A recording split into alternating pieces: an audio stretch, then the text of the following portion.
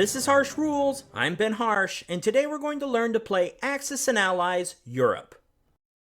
Axis and Allies Europe was released in 1999 by Avalon Hill and designed by Larry Harris Jr. This game supports up to 4 players and takes about 4 hours to play.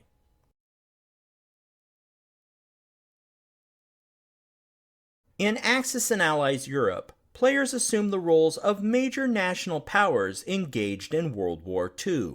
This entry in the series is focused solely on the European theater.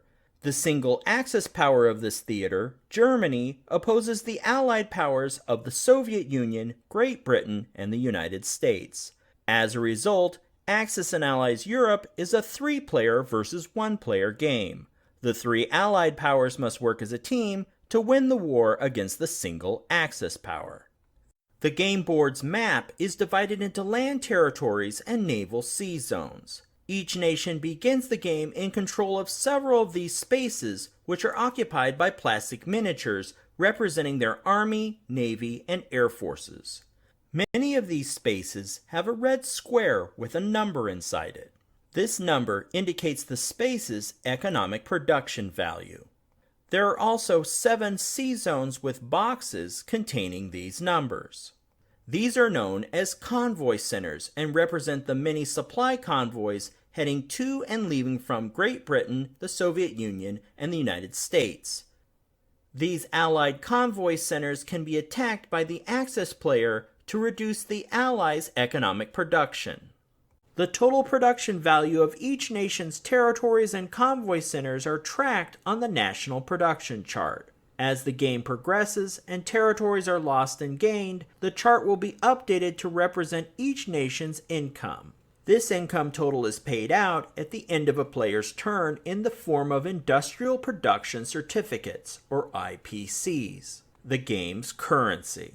IPCs are spent to purchase new military units to reinforce units already on the board and to replace those lost in combat.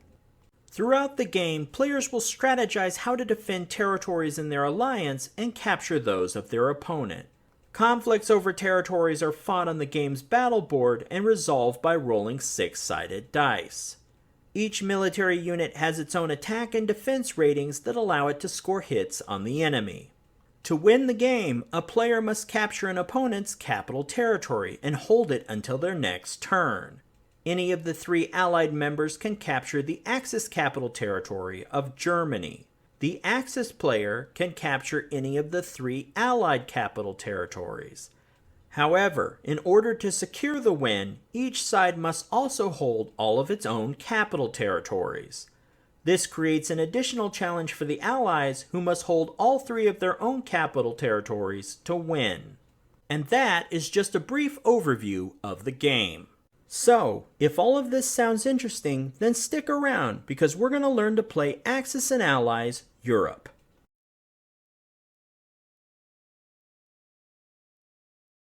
Once you've found your play area, place the game board, the national production chart, and the battle board within reach of all players.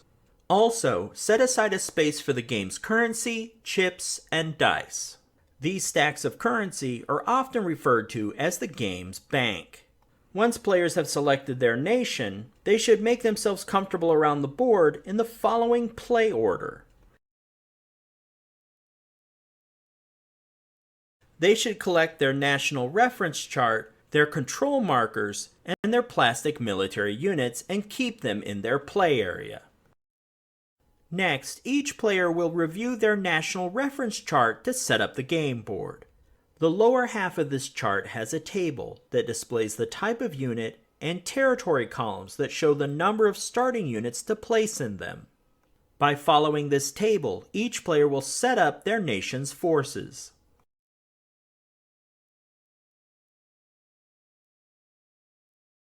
Then, each side will collect a special cash advance of 12 IPCs. That's 12 IPCs for the Axis player, Germany, and 12 IPCs to be shared amongst the 3 Allied players. This advance can be saved for later or used to purchase new units for setup. Once purchased, these units can be placed in territories or sea zones in which the nation already has at least one unit in at this time. This is a one-time placement rule. Once the game begins, new units may only be deployed in spaces with an industrial complex. The same table on the National Reference Chart shows the cost of each unit as well as their movement, attack, and defense stats. We will discuss each unit's abilities in Phase 1 of the player turn. Next, it's time to set up the National Production Chart. Each player places a control marker on the space with their nation's emblem. These spaces represent the total economic value of a nation's territories and convoy centers. When a player captures a territory, they will add that space's economic value points to their total. The player that loses the territory will subtract this number from their total. Allied convoy centers function differently from territories. If the Axis player captures a convoy center, it is assumed to have sunk the Allied convoy. The Allied player associated with the convoy loses the economic value and their control marker is decreased. However, the Axis player does not increase their control marker because they gain nothing from the lost convoy. Then, at the end of a game round, players will collect this total amount in industrial production certificates for their territories and, if an Allied player, their convoy centers. The 8 spaces on the left side of the board are for Allied Middle East penalties. Middle East territories are independent oil nations supplying the Allies who also defend them. However, if the Axis capture territories in this region, then the economic value is held as a penalty against the Allies. As a result, the Allies must pay the Axis player this penalty directly for these territories. The Allies can decide amongst themselves how to pay this penalty. If they can't decide, though, the Axis player can choose from which Allied players they want to collect their penalty from. Once the national production chart is set up, each player will collect the amount of IPC shown for their nation as their starting income. And now that the game is set up, we're ready to learn how to play Axis and Allies Europe, starting with the sequence of play.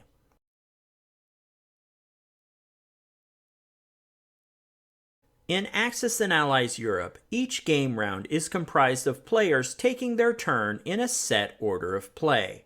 First, Germany takes their turn, followed by the Soviet Union, then Great Britain, and finally the United States. Each player's turn is conducted in a 7-part action sequence. In the first phase of this sequence, the player purchases combat units. Next, the player conducts all unit movement that will result in combat. After that, those instances of combat are resolved. Then the player completes all unit movement that doesn't result in combat.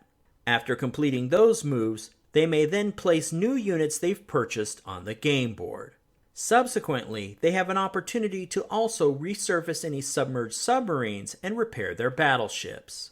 Finally, the player will collect income based on their currently held territories and convoy centers.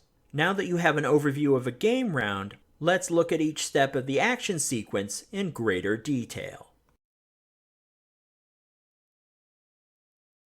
For the first game round, each player has already collected their starting income based on the printed emblems on the national production chart. Now in Phase 1, the player taking their turn will decide whether to purchase new military units with their IPCs. As we saw before, the player reference chart shows each unit's cost in a military unit table. To the right of this are the unit's stats.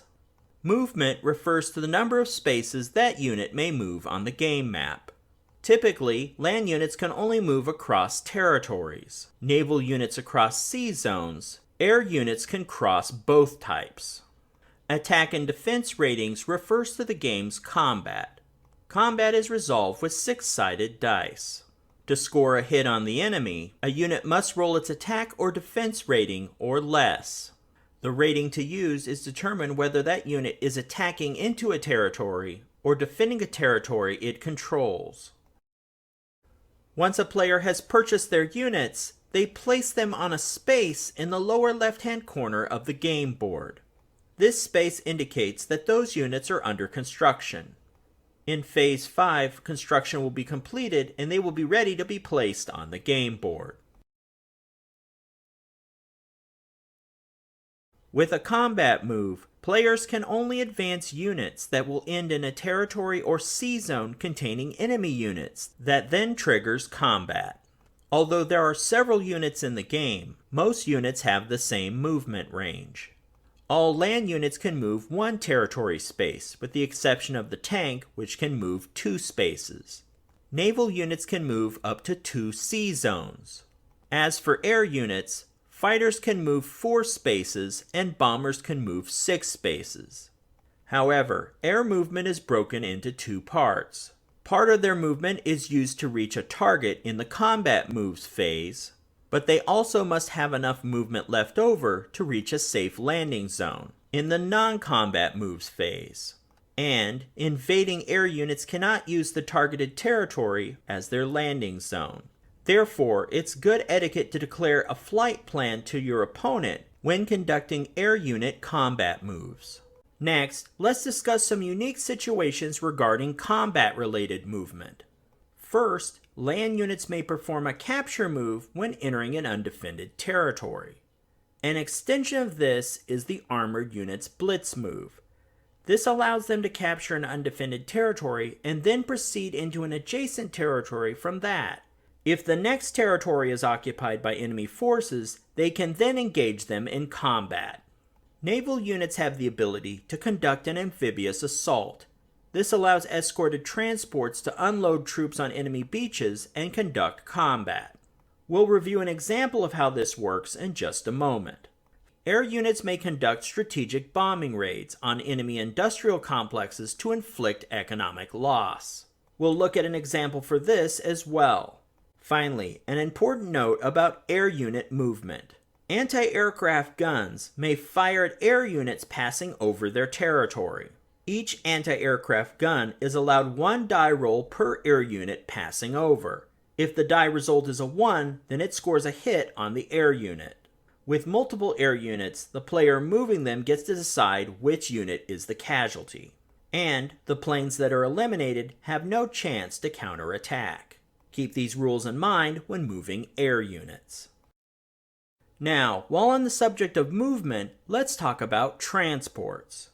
Transports are valuable because they can load units from one territory, then move up to 2 sea zones and unload those units in another territory. Be aware though, unloading units prevents further movement. Therefore, a transport cannot move 1 sea zone, unload units, and then move again. When a transport hauls units, they're treated like cargo and cannot conduct combat while aboard. A transport may hold 1 armor unit or 2 of any other land unit in any combination.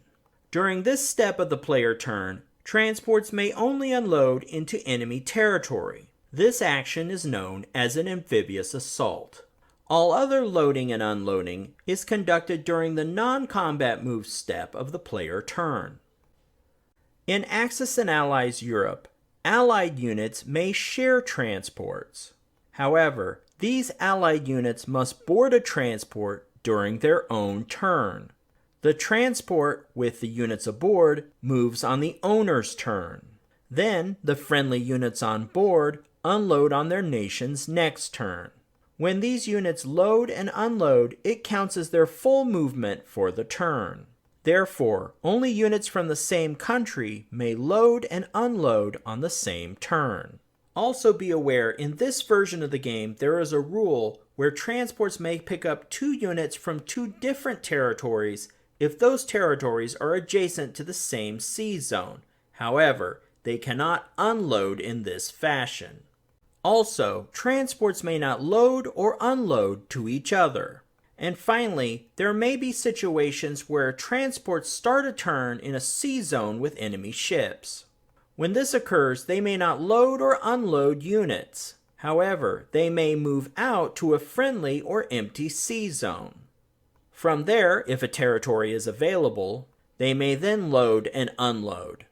Next, let's take a look at the amphibious assault.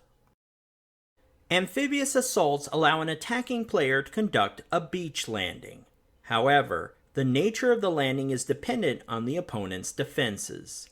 If the defending player's territory has naval units on its shoreline, then a standard naval battle must be fought first.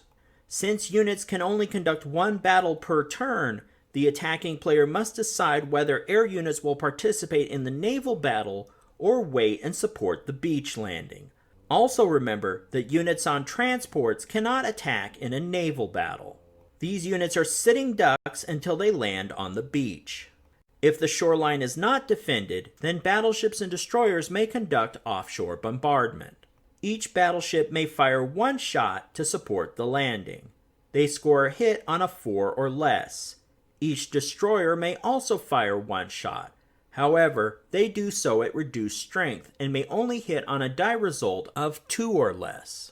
This is one less than their usual attack strength of 3. Once offshore bombardment is complete, surviving transports unload on the beach and with any available air support, conduct land combat to try and take the territory.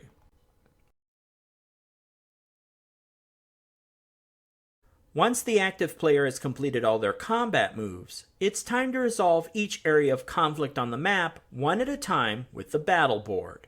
Each battle is completed in combat rounds of 6 steps. Let's begin with Step 1. To conduct a battle, remove all miniatures from the contested territory or sea zone. Then, place the miniatures on the battle board spaces by matching each unit type to its silhouette. The battle board organizes units sequentially by the die result that they can hit an enemy unit. Units may be better suited to an attack rather than a defense and vice versa, and some units cannot attack or defend at all. For example, transports that are part of an attacker's force have no attack rating and are placed on a special space on the battle board. In Axis and Allies, battles are intended to occur simultaneously. However, to facilitate this in a board game, they follow a sequence of steps. Each round of combat has a pre-attack event that recognizes a special unit ability. In land battles, this is the anti-aircraft gun. In naval battles, the submarine. Once these effects are resolved, the main battle begins. The attacker rolls their dice first. When the attacker scores hits, the defender selects casualties from their own forces and moves them to the casualty space. This space is a reminder that although these units will be eliminated at the end of the round, they still get to roll dice to fire back. Remember, although we're playing the battle in steps, it's all meant to happen simultaneously. Next, the defending player gets to roll dice for their units to fire back. For the hits that are scored, the attacker chooses their own casualties. Then both sides remove their casualties from the battle board. If all units on one side have been eliminated, then the player with units remaining on the battle board is the victor. However, if both sides still have units, then the attacker decides if he will press the attack and initiate another combat round, or elect to retreat, in which case the battle ends. Now that you have an overview of how the battle works, let's walk through each step in greater detail.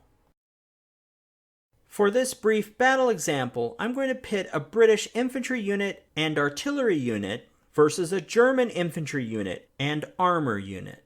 Placing these units on the board, you can see the differences in their attack versus defense ratings. Since the attacker has an artillery unit paired with an infantry unit, they receive a combined arms bonus. Combined arms basically means that for every artillery unit brought into battle by an attacker, one infantry unit's attack rating is increased to 2. This pairing is on a 1-to-1 basis. Therefore, we move the attacker's infantry unit to the attack rating 2 space. Be aware though, combined arms is an attacking bonus. Defending artillery and infantry units do not receive this. Step 2 is dedicated to the pre-battle event. I've divided this step into 2 parts, one for land battles and one for naval battles. Step 2A is if the defender has an anti-aircraft gun. If they do, then they roll 1 die for each of the attacker's aircraft. In Axis and Allies Europe, no matter how many anti-aircraft guns are in a territory, the player only rolls 1 die per aircraft. For each die result of 1, an aircraft is shot down. The attacker gets to choose which of these aircraft are casualties. The strategic value of an anti-aircraft gun defense is that all aircraft that are shot down do not get to participate in the main battle. Those units are removed immediately. Step 2B is for naval battles if the attacker has submarines. Attacking submarines may usually fire before any other unit during each round of combat. This is called a first strike attack. However, this attack can only be used against naval units, not air units. To launch a first strike attack, roll 1 die for each attacking submarine. For every die result of 2 or less that is rolled, the defender suffers a hit. Units that are hit and eliminated are immediately removed from the battle board. They do not get a chance to fire back. However, battleships are allowed to take 2 hits before being sunk. Therefore, some players use battleships as shields to prevent other ships from being sunk. There also is a way to counter this attack altogether. If the defending player has a destroyer in their fleet, this prevents the submarine's first strike ability. The presence of submarines also allow air units to target and attack submarines. Normally, air units cannot attack submarines, and vice versa. Submarines also have an option to submerge instead of attacking. When the attacker decides to do this, they turn their submarine on its side. When submerged, a submarine may not attack or be attacked again during the turn. A quick note before we move on. The rules state that only attacking submarines can conduct a first strike attack. This means that defending submarines attack along with other naval units.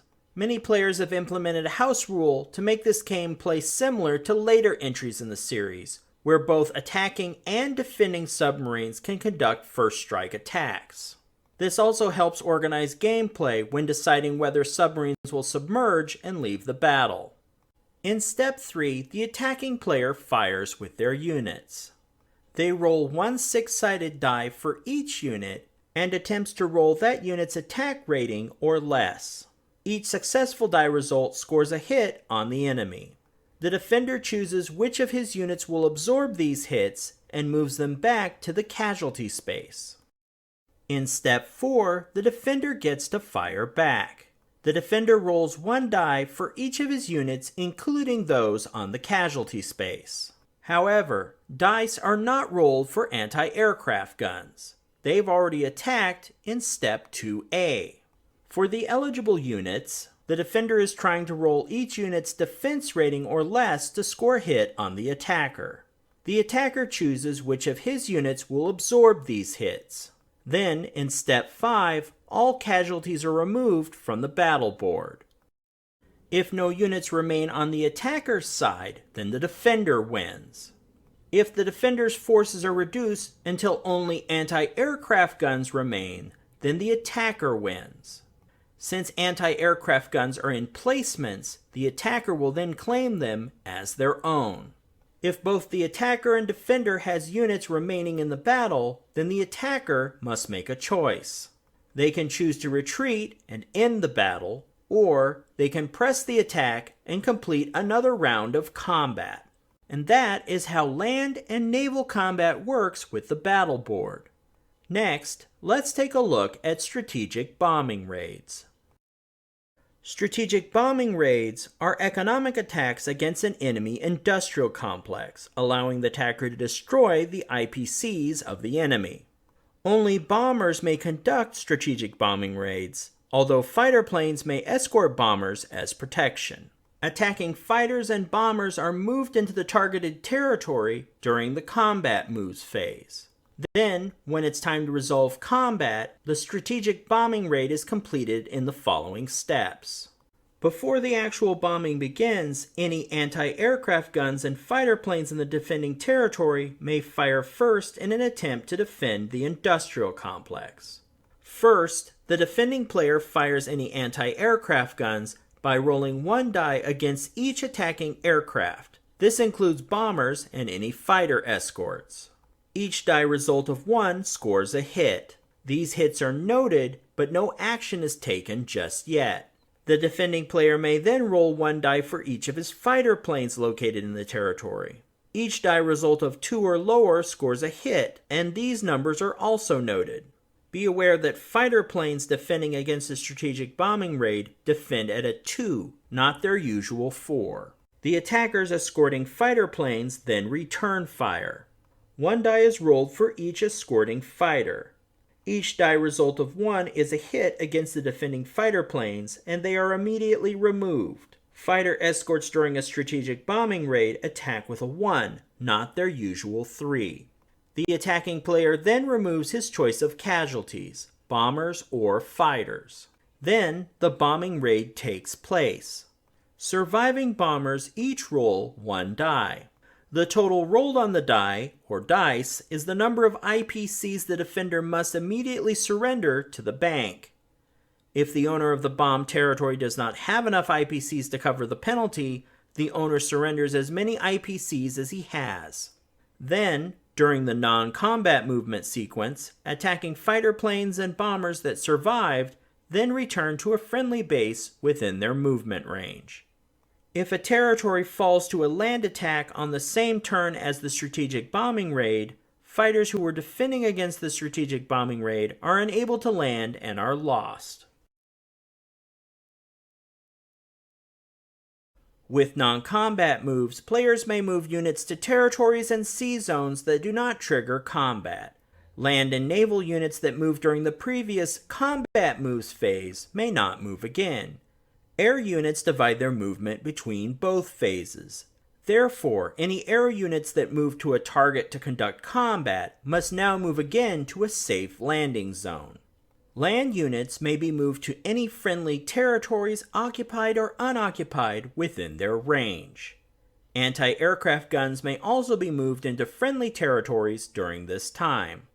However, anti-aircraft guns in territories captured during this turn may not be moved on the same turn. Naval units may be moved to any friendly sea zones occupied or unoccupied within their range. Transports moved to or already in sea zones next to friendly coastal territories may load or unload there. All naval units can travel through hostile sea zones if they're only inhabited by transports and submarines. Submarine units can travel through any sea zone if there are no destroyers. Destroyers nullify a submarine's ability to remain undetected. Fighters, but not bombers, may land on aircraft carriers. However, they may not land in territories that were just captured during the turn, and may not fly over neutral territories. Also, air units flying over countries with anti-aircraft guns are not shot at during non-combat movement. Now, let's look at a rule for this phase that is specific to the Soviet Union. Throughout the war, the Soviet Union operated with a degree of independence from its allies. US and British equipment on Soviet soil was often controlled by Russian troops. This is simulated in the game with the Soviet patriotic war rule. On his non-combat movement sequence, the Soviet player checks for any units belonging to the US or British that are currently in the 4 Soviet territories that control an industrial complex. These territories are Leningrad, Stalingrad, Archangel, and Moscow. The Soviet player then has an option to take these units out of play and replace them with their Soviet equivalent. Then, although the Soviet player now controls these units, they may not be moved until the next turn. Although the Soviet player should probably discuss this maneuver with his allies, he or she doesn't need their permission to make this conversion. A quick note, the first printing of this game had a slightly different variation of this rule. The Soviet player was allowed to convert units in all of its territories. This rule was revised to just Soviet territories with industrial complexes for later printings of the game. At the beginning of a player's turn, newly purchased units are placed on a space in the lower left-hand corner of the game board and considered under construction. Now, in the 5th part of the action sequence, construction on those units is considered complete, and they may now be placed on the game board. Land and air units are placed in a territory with an industrial complex that a player has controlled since the beginning of the turn. Be aware, though, new fighters may not be placed directly on aircraft carriers. Naval units are placed in sea zones adjacent to the territory with the industrial complex that once again the player has controlled since the beginning of the turn. If enemy ships occupy these sea zones, then combat is resolved during the enemy player's next turn. The enemy player also has the option to move these units out of the sea zone. Great Britain also has the option of placing some or all of its purchased air and land units in Canada. It may also place purchased naval units in the sea zone adjacent to Canada. These represent Canadian units involved in the war. In this step of the action sequence, all submarines and battleships tipped on their sides from combat are now turned upright on the game board. This signifies that submarines have resurfaced and battleships are repaired to full strength again. In the last part of the player's turn, it's time to check the national production chart and collect IPCs from the bank based on the nation's current income level. When the player for Germany takes their turn, and if they've captured any Middle East territories, the Allies will pay the Axis for this penalty. Remember, the object of the game is to capture and hold an enemy capital through one turn, while still controlling your own capital. When a capital is captured, the national production chart is adjusted accordingly for the captured player and the losing player. In addition, the capturing player immediately takes all the IPCs that the losing player has on hand. If a player's capital has been captured, they're still in the game, but they may not purchase units or receive IPC income. They also may move units and engage in combat. If the player regains their capital on their turn, they are entitled to their IPCs during the collect income sequence. When an allied player recaptures an allied capital, and if they are not the owner of the capital, then they are considered the liberator.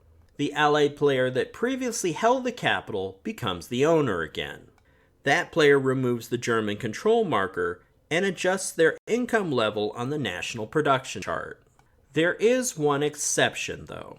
If the original owner's capital is in German hands at the time that the other territory is captured, then the national production chart is adjusted for the player who actually captured the territory. That player may also use an industrial complex there until the original owner's capital is liberated. Then the national production chart would be adjusted again. And now that we've covered off on this rule, you should be ready to begin your own game of Axis and Allies Europe.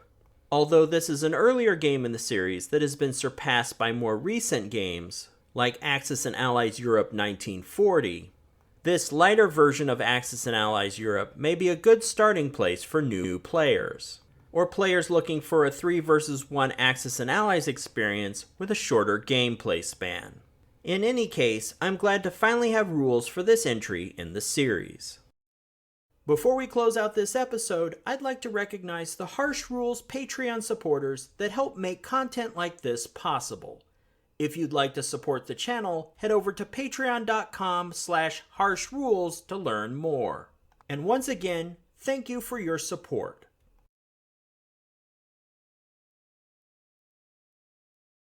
If you found this video helpful, please give me a like and share with your friends. To be the first notified when the next episode of Harsh Rules becomes available, please hit the bell icon for notifications. And as always, this has been Harsh for Harsh Rules. Thank you so much for watching, and I'll see you on the next video.